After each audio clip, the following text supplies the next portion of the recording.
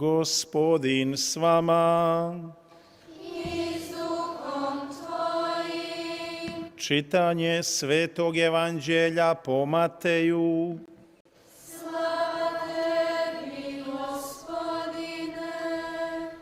U ono vrijeme reče Isus svojim učenicima: kad molite, ne bleblećite kao pogani, misle da će s mnoštva riječi biti uslišani.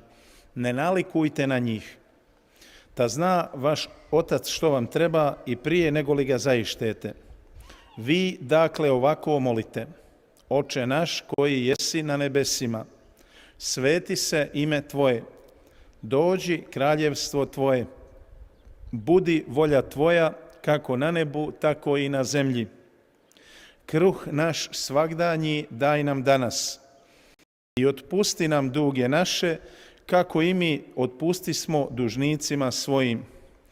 I ne uvedi nas u napast, nego izbavi nas od zloga. Doista, ako vi otpustite ljudima njihove prijestupke, otpustit će i vama Otac vaš nebeski.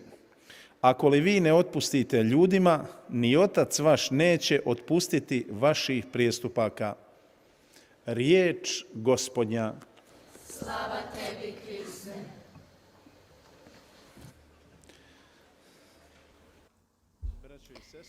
형제자매 여러분,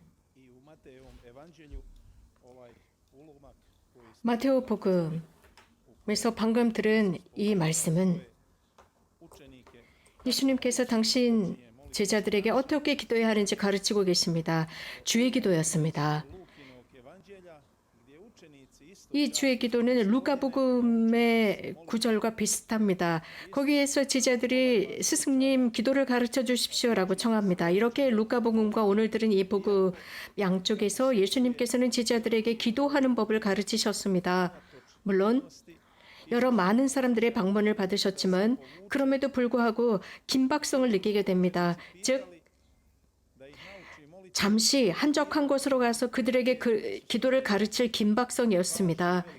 제자들은 예수님께 어떤 영적 피정 뒤에 기도를 가르쳐 주세요라고 하지 않았고 어떤 설교나 어떤 피정 뒤에 기도를 가르쳐 주세요라고 하지 않았습니다. 그들은 예수님께서 기도하는 모습을 보았습니다. 그러자 제자들 마음속에는 자신들도 기도하고 싶다는 희망이 솟았던 것입니다. 그래서 예수님께서는 기도할 때 쓸데없는 말을 하지 말라, 이교도들처럼 쓸데없는 말을 하지 말라라고 하셨습니다. 공허한 말로 기도하지 말라라고 가르치십니다. 다른 민족들처럼 빈말을 하지 말라, 우리들도 행여라도 이런 빈말만 하는 것은 아닌가 자성해 보아야 합니다. 그래서 하느님을 설득시키려고 많은 말들을 하고 있지는 않은가, 그들처럼 다른 민족들처럼 하느님의 원의가 아니라 하느님을 자신들이 조종할 수 있는 것처럼 많은 말과 미사여구를 통해서 기도하고 하느님의 뜻을 바꿔놓으려고 하는 것은 아닌가입니다. 이렇게 함으로써 그들은 하느님에 대한 가치를 전복시켰습니다. 그들의 마음은 폐쇄되어 있었고 전혀 하느님에 관한 관점이 없었습니다. 그렇기 때문에 예수님께서는 강하게 강조하셨습니다. 빈말을 되풀이하지 마라. 깊은 바다 속에 이 돌이 들어갑니다. 1000m가 넘는 곳에 빠져들어갑니다. 이 돌은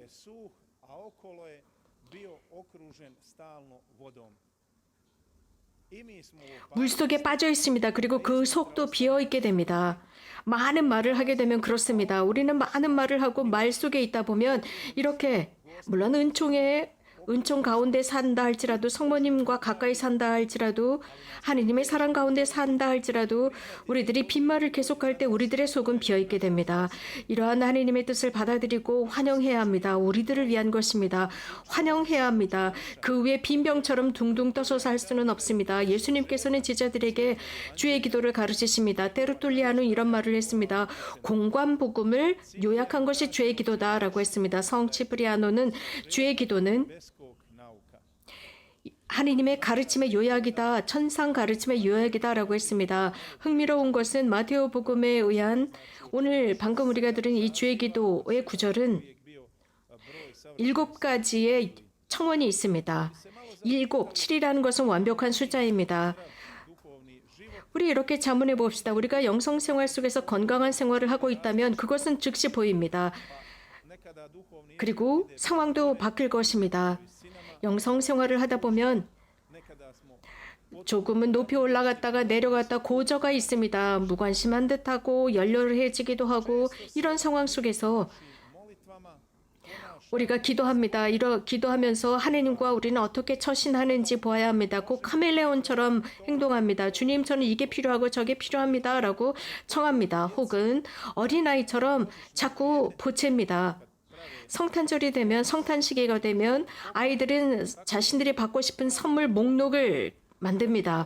그리고 그것을 받으려고 보채기 시작합니다. 혹시라도 우리가 하나님께 기도할 때 우리에게 무엇이 필요한지, 우리에게 당신이 선물해줘야 하는 것이 무엇인지 목록을 그분에게 선포하고 그분에게 요구하는 것은 아닐까요? 그래서 자, 고관절이 아프다면 우리는 양쪽에 보조기를 대야 합니다. 한쪽에 보조기만 대고는 걸어갈 수가 없습니다. 그렇기 때문에 우리는 2가지가 필요합니다. 교부들은 우리들에게 순교에 관한 말씀을 하셨습니다. 그리고 우리들에게 가르침을 해주셨습니다. 빈말을 하지 말라라고 했습니다. 축복받았을 때 더욱 기도하라 했습니다. 하나님께서 가장 좋아하시는 방법으로 말입니다. 그것은 복되신 동정 마리아가 그렇게 하셨습니다. 고통 중에 있을 때만, 십자가의 무게에 짓눌려 있을 때만 기도하는 것이 아니라 우리가 하나님의 은총지 위에 있을 때도 더욱 열렬히 기도해야 합니다. 물론 고통스러울 때도 기도해야 합니다. 이것은 모두 기도의 과정은 지속됩니다. 우리는 순간적으로 기도하고 끝낼 수가 없습니다.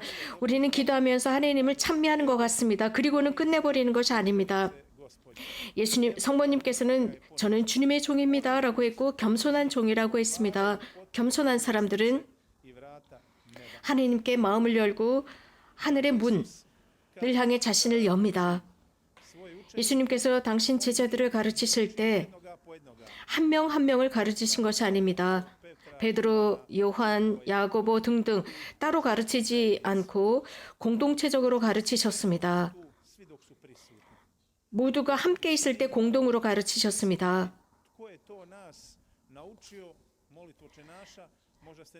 우리에게 주의 기도를 가르친 사람이 누구인지 한번 기억해 봅시다. 그 주의 기도를 배웠을 때 순간을 기억해 봅시다. 아마도 99.9%는 우리들의 할머니, 할아버지들이 아닐까 싶습니다. 얼마 전부터 젊은이들은 더 열심히 기도하기 시작했습니다. 예수님께서 원하시는 것은 공동기도, 가정기도를 강조하시는 것입니다. 공동기도, 가정기도야말로 개인기도보다 훨씬 더 강하다는 것입니다. 우리가 함께 모였을 때, 기도하기 위해서 모였을 때, 미사성제를 위해서 모였을 때 우리 모두에게 성령께서 내려오십니다. 그렇기 때문에 단 그 기도는 겸손해야 합니다. 바리사이의 기도와 죄인의 기도의 차이를 우리는 잘 알고 있습니다. 바리사이는 성전에 아주 용감하게 자신만만하게 성전의 제대 앞으로 나갑니다. 그리고 거기에서 자랑을 늘어놓는 기도를 했습니다. 그러나 죄인은 스스로 자신이 죄인이라는 것을 알고 한 귀퉁이에 서서 저는 그 성전에 들어갈 자격도 없다고 자신의 가슴을 칩니다. 예수님께서는 이 죄인이야말로 하나님께서 그를 인정해 주셨다. 그의 기도를 들어주셨다. 그러나 바리사이의 기도는 들어주지 않으셨다라고 했습니다. 중죄를 지었고 자신감에 가득 차 있었습니다. 자만에 가득 차 있었습니다. 우리는 기도하면서도 바로 이런 올가미에 빠질 수 있고 함정에 빠질 수 있습니다. 우리는 이렇게 기도할 수는 없습니다. 우리가 원하는 어떤 레벨에 올라가기 위해서 가끔 우리는 하나님을 강요합니다. 정말 중요한 것은 하나님의 말씀 듣기입니다. 그리고 대답하는 것입니다. 침묵 속에서의 대답입니다.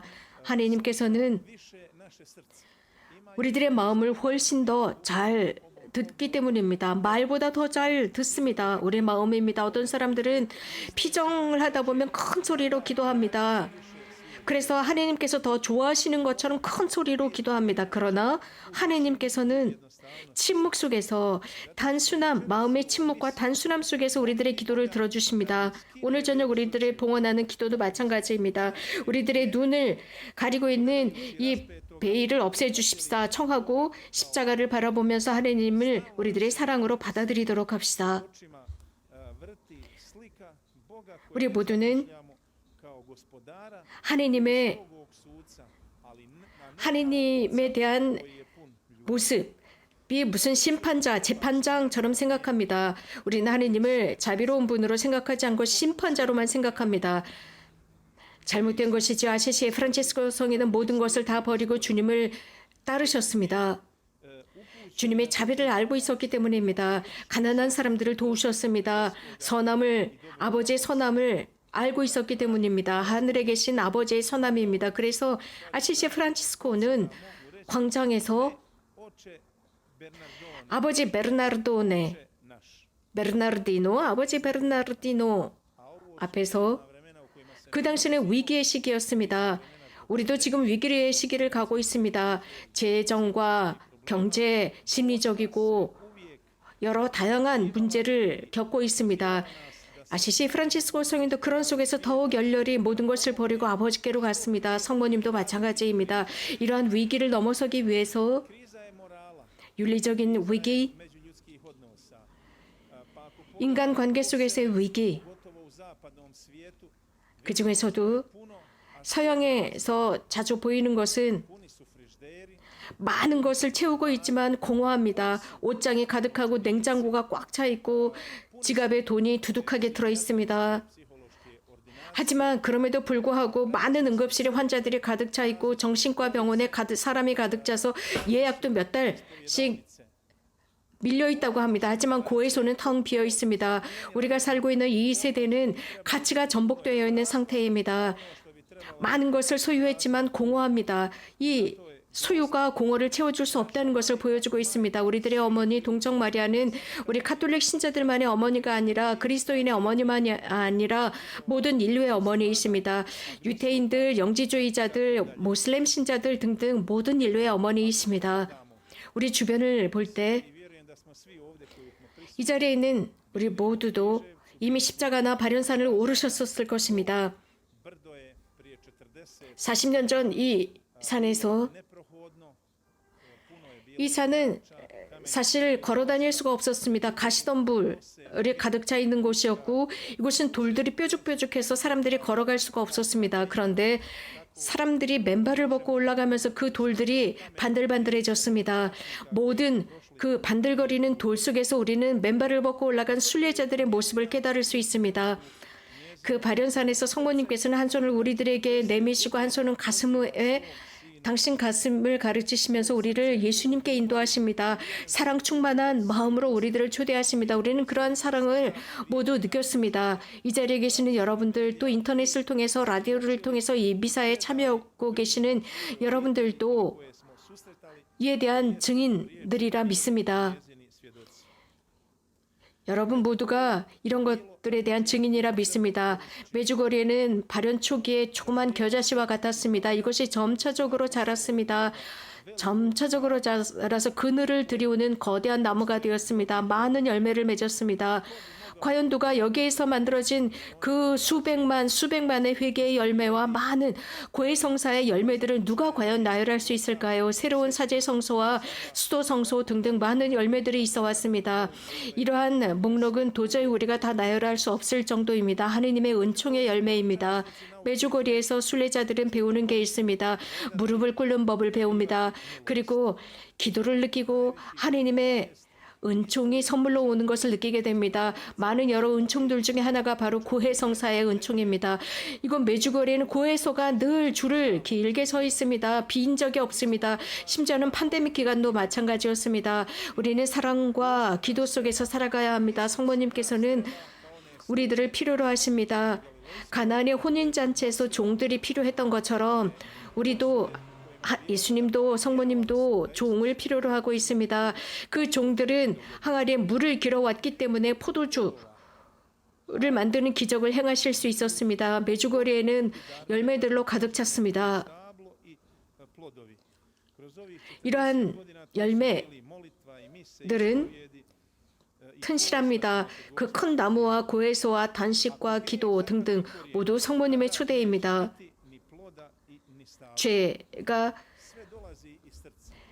죄가 그 뿌리를 갉아먹는다면 열매를 맺을 수 없습니다. 모든 것은 마음으로부터 옵니다.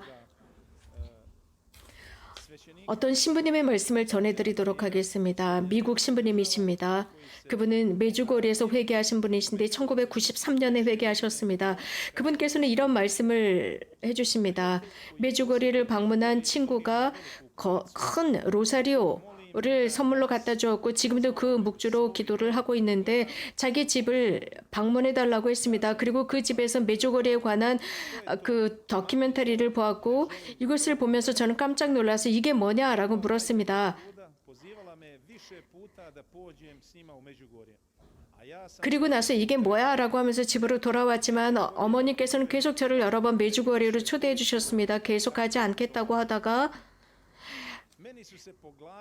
메주거리에까지 가는 것 여행을 한번 해볼까 싶었습니다. 그래서 메주거리에가 아니라 유흥을 생각했습니다. 오락을 생각했습니다.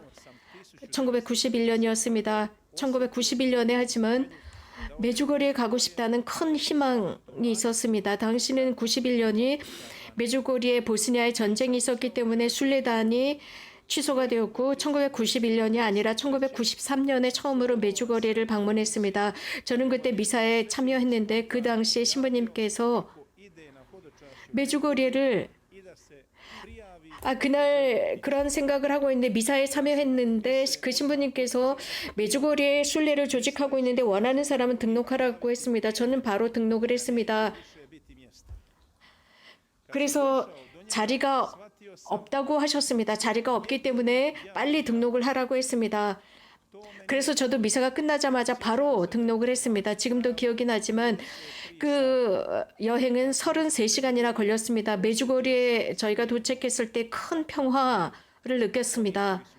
메주거리에 순례를 했었던 사람들은 그 평화, 그 분위기를 알고 있습니다. 무엇인가 다른 곳에서는 찾을 수 없는 분위기가 있었습니다. 지금도 기억이 나지만 9월 8일 저희는 십자가산에 올라갔습니다. 오후 5시였습니다. 다시 그 산에 올라가고 싶었습니다. 그래서 저는 두 번째로 십자가산에 올라갔습니다. 어떤 누구도 저와 함께 가고 싶어 하지 않았습니다. 너무 늦은 시간이라고 했습니다. 하지만 저는 25 젊은 청년이었습니다. 그래서 빨리 그 산에 올라갔다 내려오기로 했습니다. 그래서 혼자 산을 오르기 시작했습니다. 십자가산 중간쯤에서 신발을 벗고 싶었습니다. 왜냐하면 몇몇 사람들이 참회의 의미로 십자가산에 맨발을 벗고 올라가는 것을 보았기 때문입니다. 저도 그렇게 신발을 벗고 올라가다가 발이 찔려서 피가 나기 시작했습니다. 너무 아팠습니다. 그래서 너무 아파서 절룩거리며 걸다가 그것도 안 돼서 손을 짚고 엉금엉금 기어서 올라갔습니다. 무릎으로 기어서 올라갔습니다. 그리고 십자가 정상까지 가서 저는 한 30분을 막 울었습니다.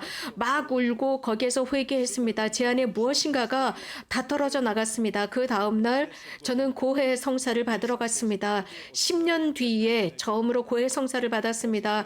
제가 처음 고해 성사를 받았던 것은 15년 전이었습니다. 그러면서 새로운 사람이 된 것처럼 느껴졌습니다. 바오르 성인께서 말씀하신 것처럼 말입니다. 메주거리에가 제 삶을 바꿔주었습니다.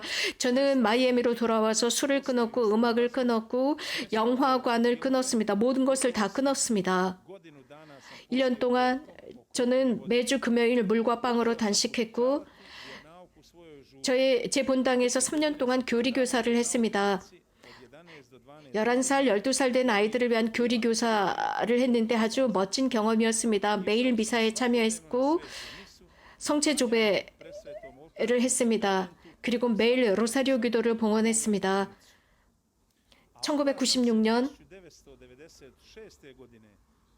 저는 예수회에 들어갔습니다. 그리고 2006년 사제로 수품 받았습니다. 형제자매 여러분, 이 신부님의 체험은 하나의 예입니다. 많은 여러 성소를 받으신 분들의 예 중에 하나입니다. 모든 사람에게 하느님의 은총이 부어진다는 것입니다. 이제 우리들 차례입니다. 우리들의 마음을 여는 것에 달려 있습니다. 오늘 저녁 미사 중에 우리들의 마음을 엽시다. 그래서 주님, 저도 상무님처럼 당신께 답을 드립니다. 예, 여기 당신의 겸손한 정이 있사옵니다.